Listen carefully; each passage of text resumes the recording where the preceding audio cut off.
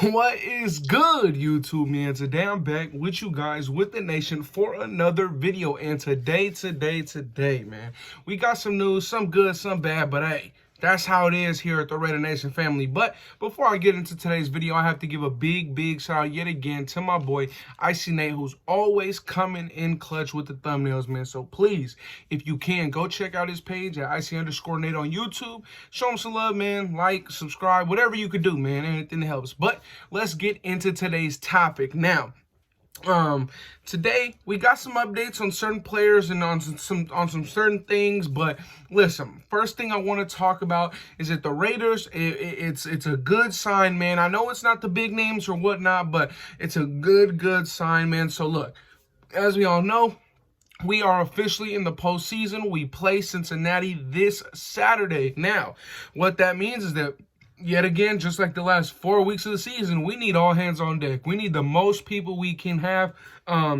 contributing to this team, whether it's special teams or not. Whatever it is, coaches, staff, whatever. We need everybody back. And the Raiders today just got 2 people back from the COVID reserve list. So that's very big. I know it's not the biggest names, but the Raiders did get Kendall Vickers, defensive lineman, back today, and we also activated Markel Lee. As we know, Markel Lee was a former Raider. He played with us for a couple of years. We drafted him.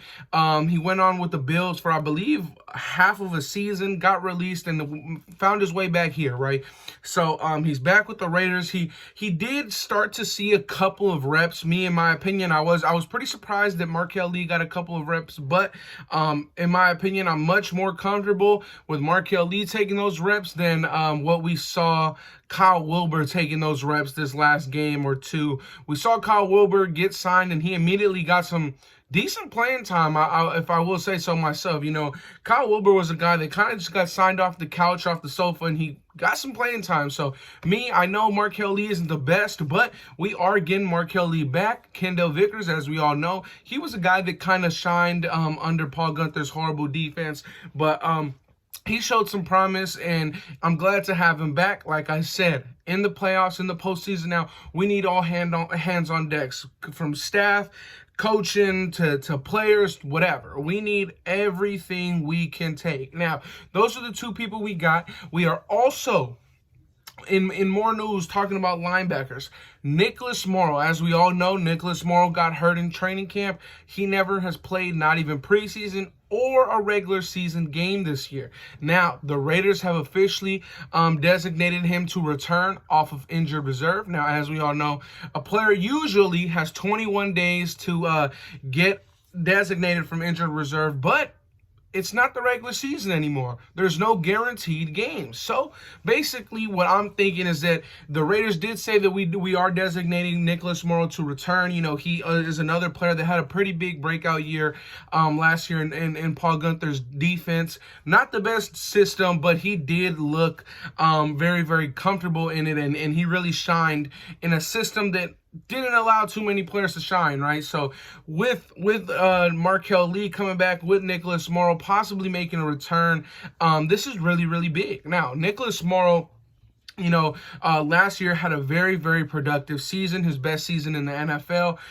As we all know, Nicholas Morrow was a guy that in college was a safety, came with the Raiders, ended up being a linebacker now. So he does have that coverage ability. So if we need somebody to cover these tight ends, I'm not saying that he can do it, but I'm also not saying that he can't, right? You know, he had some decent games last year against some tight ends. He played well. He's a good blitzer. Now, there is a good chance that he could return to play against Cincinnati. It all depends, right? He should be at practice tomorrow. He should be at practice Friday. Now, it all depends how he's feeling these next 2 days. We'll see then. But it is pretty big, in my opinion, to get a guy like Nicholas Morrow back, because we still don't have Nick Wachowski, right? So even if Nicholas Morrow isn't going to play too much on defense, he can definitely fill a role on special teams, right? Because Nick Wachowski left a pretty big void on special teams.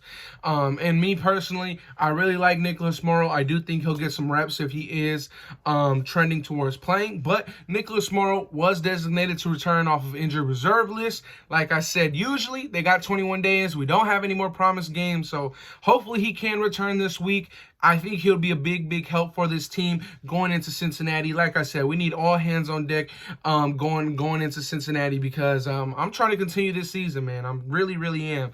Now, the last person I want to talk about is the main person of this video. Now, this is an update on Darius Philon's injury. As we all know, Darius Philon was having himself an outstanding game against the Chargers. As we all know, he played for the Chargers, right? He used to play for the Chargers. He played with Gus Bradley. And he got a contract with the Cardinals. Then he was out of the league on some different reasons that has nothing to do with football. He was out of the league for 2 years, came back this season, and ever since preseason has shown that he belongs on this team, man. Darius Philon was a monster. He was a force to be reckoned with, and you know, with this injury that just occurred, it was one of those freak injuries. It was one of those crazy ones that you don't really expect to happen, right? It was a non-contact injury, and sometimes those can be the worst. And in this case, it's kind of looking like that, man. Darius Philon, he got injured. He was trying to jump up and bat down a ball, and I guess when he jumped up, before he landed, I guess something tore in his knee. Now, the ligament or the tendon that torn is called the patellar tendon, and usually that takes up quite a bit of time to heal to 100% strength. Right now, it could be longer. As we all know, he is a defensive lineman, 300 plus pounds, you know, on his knee. That's very tough for a bigger guy like Darius Philon, and it is pretty fair to say that right now it's not looking the best for him in terms of making it to training camp in July of next season. But before we even get to the training camp in July, I really want the Raiders to go out and make this guy a Raider again. It seems like he really wants to be here. He gels amazingly well with this roster that we have. That defensive line group loves him. We really, before we even talk about the training camp with him, I must say Darius Philon has earned a new contract with the Raiders, man. I really believe he has. I mean, this guy right here has just shown up and shown out. He had 2 sacks against his former team, the Chargers, in the first matchup that we had against them. Me personally, I know the tendon that he tore, the patellar tendon, like I said, for a bigger guy like him, it is tougher. It can take several months for him to come back, right? But I really hope and pray for a speedy recovery for Darius Philon, because he is truly a big asset to this defense. He's a great rotational defensive tackle. He's a nose tackle. That's a position that we don't have much depth at, but we did sign somebody off the waiver list, or he cleared waivers. His name is Bugs. He came off of the Pittsburgh Steelers, right? He was a defensive lineman. We did sign him, like I said. He cleared the waivers. He isn't the best. You can't really compare him to a guy like Darius Philon, because he can't really rush the passer.